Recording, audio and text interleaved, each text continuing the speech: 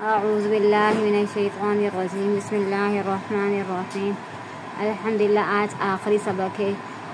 30ویں پارے کا خلاصہ یہ ہے کہ اس پارے میں درج ذیل صورتوں کا بیان ہے۔ سورۃ النبأ، اس پارہ کا آغاز سورۃ النبأ سے ہوتا ہے، جس میں قیامت کے متعلق کافروں کے شک اور تردید کی نفی کی گئی اور بتایا گیا کہ قیامت کا آنا یقینی ہے یا قیامت کا نقشہ کھینچا گیا سرکشوں کے لیے عذاب ہے جس میں اضافہ ہوتا رہے گا، نیک لوگوں کے لیے انعام و کرام ہے۔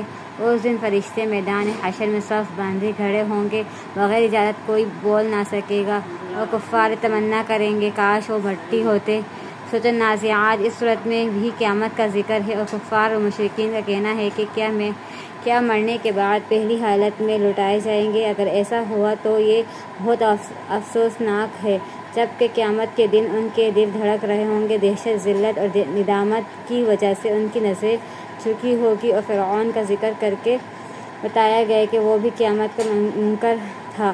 اس کا انجام یاد رکھو، اور جس دن کی قیامت کو دیکھیں گے تو ان کا ایسا معلوم ہوگا کہ صرف دن کا آخری حصہ یا اول دنیا میں رہے۔ سورۃ العبس، رحمت عالم ایک موقع پر سردار ان قریش کو دعوت اسلام دینے میں مصروف تھے کہ آپ صلی اللہ علیہ وسلم کے ایک نابینا صحابی حضرت عبداللہ بن مکتوم رضی اللہ عنہ آ گئے، اور انہوں نے آپ صلی اللہ علیہ وسلم کی توجہ اپنی طرف پھیرنی چاہی، جس آپ صلی اللہ علیہ وسلم نے ناپسند فرمایا۔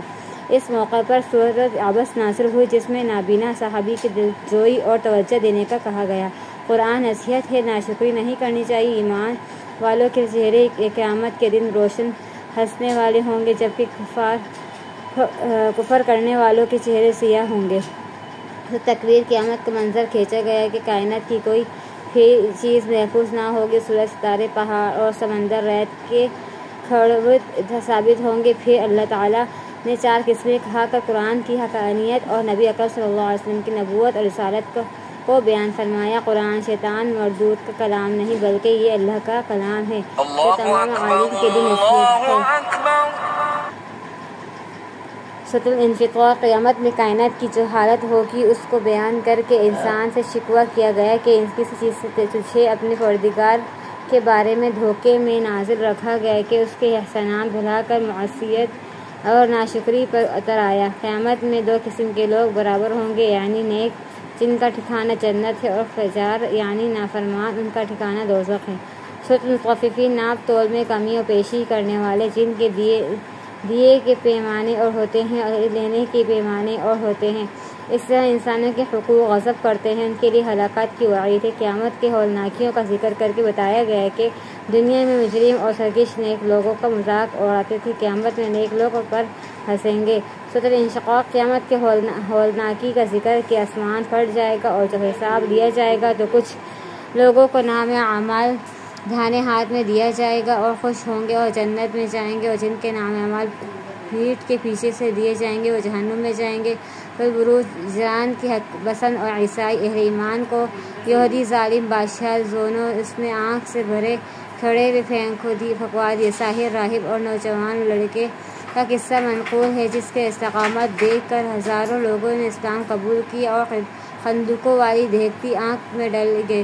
پھر فرمایا گیا کہ اللہ کی پکڑ بڑی شدید ہے، جب کوئی اس کے عذاب کی گرفت میں آ جائے تو بچ نہیں سکتا۔ سورۃ الطارق، اللہ نے آسمان کی اور رات کو چمکنے والے ستارے کی قسم کھا کر فرمایا کہ ہر انسان پر نگہبان فرشتہ مقرر ہے۔ انسان اپنی تخلیق پر غور کرے، اللہ کی تدبیر کے مقابلے میں انسانی چال کچھ نہیں ہے۔ کفار کو ڈھیل دی جا رہی بالآخر کو گرفت میں آئیں گی۔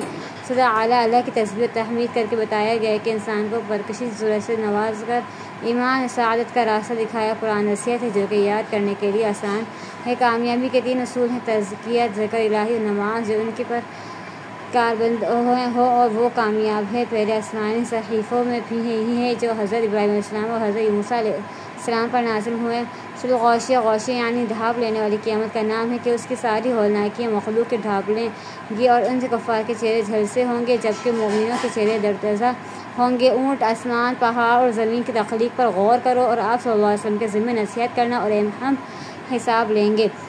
سورۃ الفجر، فجر کے وقت جب طاق دست آتے اور جب رات جانے لگے، گواہ عاد، ثمود، فرعون تباہ ہوئے۔ یتیموں کے ساتھ ظلم اور حقارت، مسکینوں کی نہ خود مدد کرنا اور ترغیب دینا، بیراس غصب کرنا اور مال کی محبت میں اندھا ہونا اور ان کی برائیوں میں مبتلا ہو کر انسانوں میں زمین پر فساد پھیلاتا اور جہنم کا ایندھن بناتا، جبکہ نیک اعمال لوگوں کے لیے جنت کی بشارت بلد چند قسموں کی ثبوت کے طور پر پیش کر کے کہا گیا کہ آرام اور راحت صرف قانون الہی کے مطابق زندگی گزارنے میں ہے۔